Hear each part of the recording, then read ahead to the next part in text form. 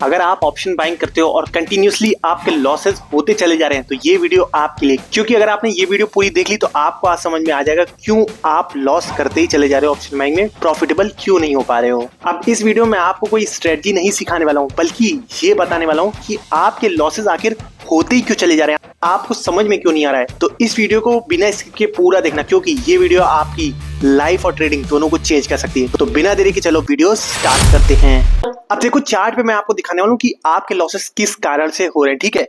अब देखो आप कोई भी स्ट्रेटजी फॉलो करते हो उससे मुझे फर्क नहीं पड़ता है, जो मैं यहाँ पे समझाने वाला हूँ उसको गौर से देखना।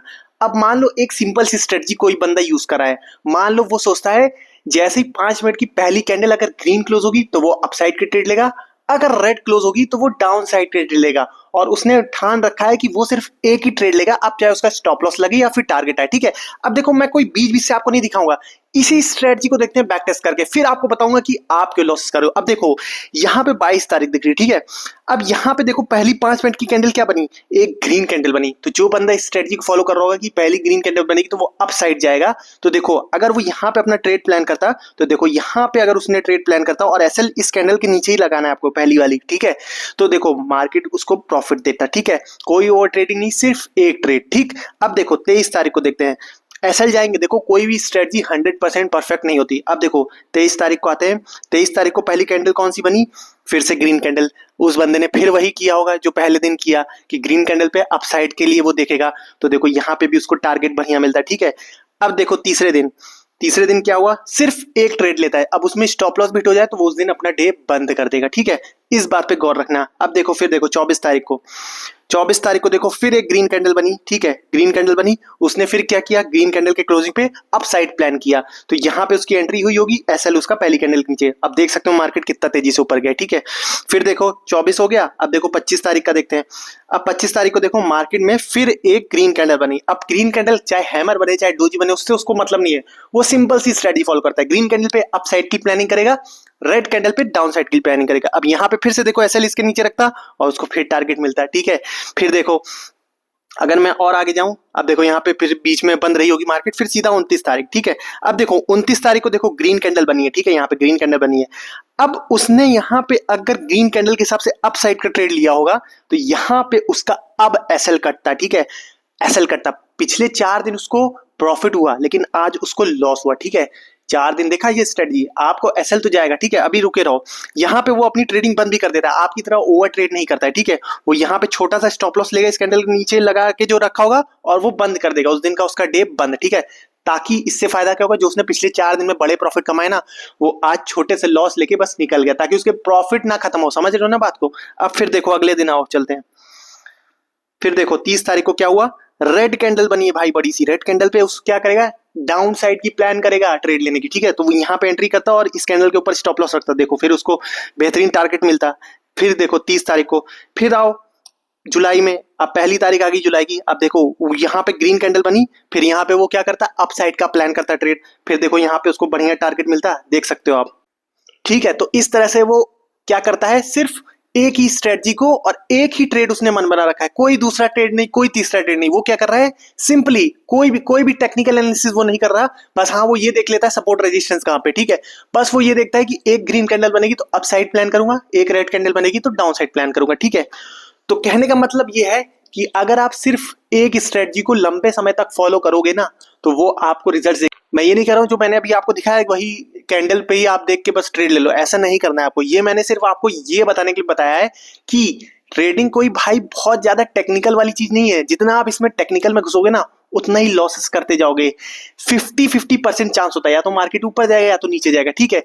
अगर आप एक चीज पे बने रहोगे ना कि आज ग्रीन बनेगी तो मैं अप साइड प्लान करूंगा, आज रेड बनेगी तो डाउन साइड प्लान करूंगा, तो मार्केट आपको पैसा देकर ही जाएगा, ठीक है, ये बात समझ रहे हो।